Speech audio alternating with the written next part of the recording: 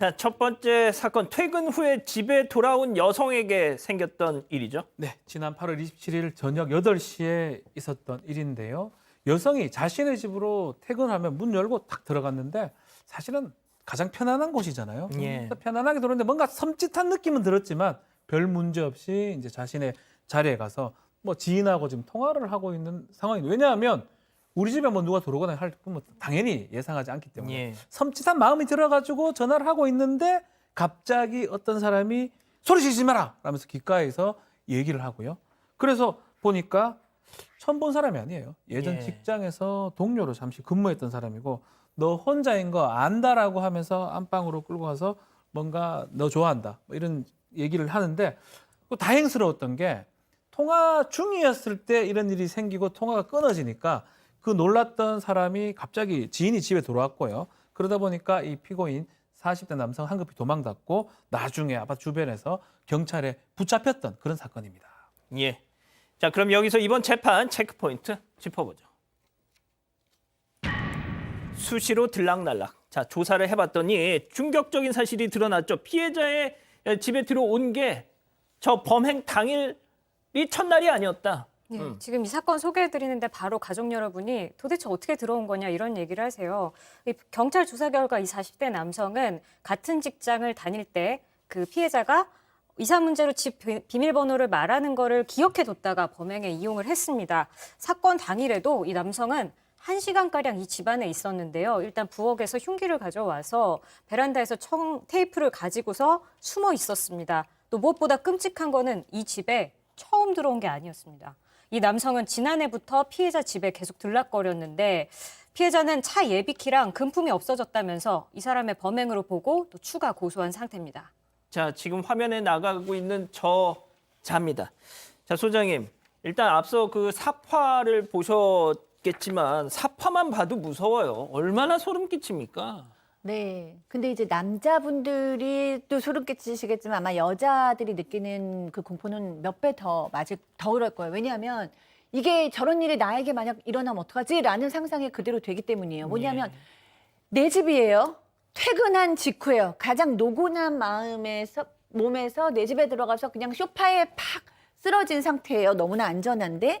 그런데 예상치도 못한 괴한이 들어온 것도 너무 무서운데 거기다가 말 시키는 것도 너무 무서운데 얼굴 보니까 아는 얼굴이에요. 와, 이건 진짜 여성으로서는 가장 극심한 정말 몇 중의 고통이고 공포였지 않았을까 생각이 듭니다.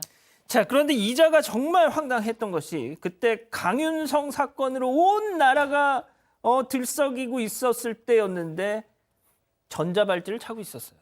맞습니다. 또 이게 처음이 아니었습니다. 이미 전과가 있는 상태였는데요. 2007년에 이미 20대 여성을 상대로 똑같은 짓을 한 번 더 했었습니다. 당시 법원은 징역 10년을 선고했고 신상 공개도 된 상태였습니다.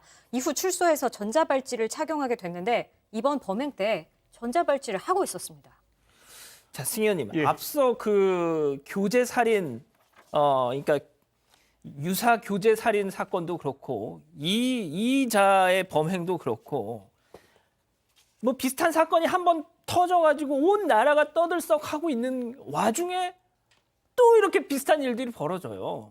전자발찌, 강윤성 때문에 전자발찌 막 이러고 있는데 바로 며칠 뒤에 전자발찌를 차고 이런 짓을 벌입니다.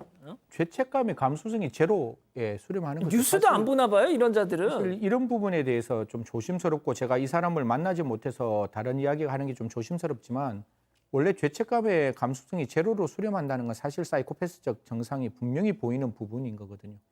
그러면 10년을 살고 나오고 난 다음에도 전자발찌를 차고 이렇게 수십 번 들락날락 했다면 과연 우리 교정당국에서 이 사람을 과연 이렇게 그냥 형기가 마치고 나오는 것만이 정답이고 그냥 전자발찌를 채우는 것만이 해답인지 혹시 이런 재범 위험성이 굉장히 높고 아직 개선교화가 덜 됐다면 지금도 이야기하고 앞으로도 이야기하겠지만 중간적 처우가 필요한 거 아니냐. 바로 형기만 끝마치고 무조건 세상에 나오는 게 과연 합리적인 선택일까라는 고민은 할 수밖에 없는 것이고 사실 전자발찌라는 게 위치만 파악할 수 있는 거지 그 사람의 범행을 막을 수 있는 장치는 아닌 거예요. 그래서 저희들이 전자발찌 정말 효용성은 있는 겁니다. 효용성은 있는데 그게 충분하냐고 물었을 때 성범죄를 막기에 충분하냐고 물었을 때 충분하지 않다는 게 일반 국민들의 98% 이상의 어떤 법 감정이라면 법무부에서는 조금 더 적극적인 중간처우 보호 수용 제도 같은 것들이 조금 더 도입돼야 될 필요가 있지 않느냐 그런 생각도 함께 하게 됩니다.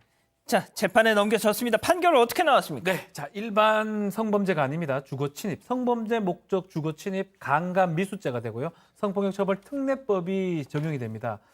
자, 이 사전에 이미 계획돼서 미리 몰래 주거에 침입했고 이 피해자가 느꼈을 공포심, 두려움은 뭐 상상을 초월할 것이다. 뭐 재판부는 그렇게 보고요. 정신적 고통이 현재까지도 겪고 있는 것으로 보인다. 이미 징역 10년을 받은 전과가 있고 또 이미 전자장치 부착 명령까지 받았는데 또 같은 또 동종의 범죄를 저질렀기 때문에 엄벌이 필요하다면서 징역 12년이 선고가 됐습니다. 자, 엄벌이 필요하다. 징역 12년. 지금 40대잖아요. 그럼 10년 살고 나와서 지금 저런 행동했잖아요. 12년? 중형이냐고 고민했을 때 이 사람 나오면 50대예요. 그럼 50대면 똑같은 일 또 발생하지 않을 수 있을까라는 생각을 지울 수가 없기 때문에 형의 중요한 문제가 아니라 12년 동안 정말 교정당국에서는 이 사람의 진짜 성충동을 어떻게든지 좀 치료할 수 있는 적극적인 치료 필요하고 이게 제대로 어떻게 재범 위험성이 사그러들이지 않았다면 50대에 출소시키는 것이 아니라 그 당시에 새로운 보호수용 제도를 통해서 조금 더 신체의 자유라든가 그런 부분에 제한을 둘 수 있는 어떤 적극적인 조치가 좀 필요하다고 생각합니다. 자, 소장님. 이 성폭력 피해자들 트라우마 치료도 해보신 적 있으신가요? 네, 뭐 당연히 있고요. 뭐 성폭력 피해자들도 그렇고 아까 그 아이처럼 어렸을 때 말도 안 되게 맞은 것도 그렇고 사실 노력을 하지만 이런 어떤 그 트라우마를 경험한 그 공포증이나 불안증을 가지고 있는 사람이 과연 얼마큼 시간이 지나야 치유될지, 과연 완치는 될 수 있을지 그건 아무도 모르는 거예요. 그리고 거기에 그 쓰여지는 그 아픔의 시간과 고통과 돈과 에너지는 도대체 누가 책임을 질 것이냐. 그렇죠. 물론 뭐 심리 상담이라던가 뭐 홍수법, 체계적 둔가법, 약물 뭐 이런 식으로 최선을 다해서 그 트라우마에서 빠져나오도록 전문가와 함께 노력은 하겠지만 그들이 그 지불해야 되는 그 많은 시간과 괴로움과 돈과 이런 걸 생각하면 참 억울하다는 생각이 전 듭니다. 예.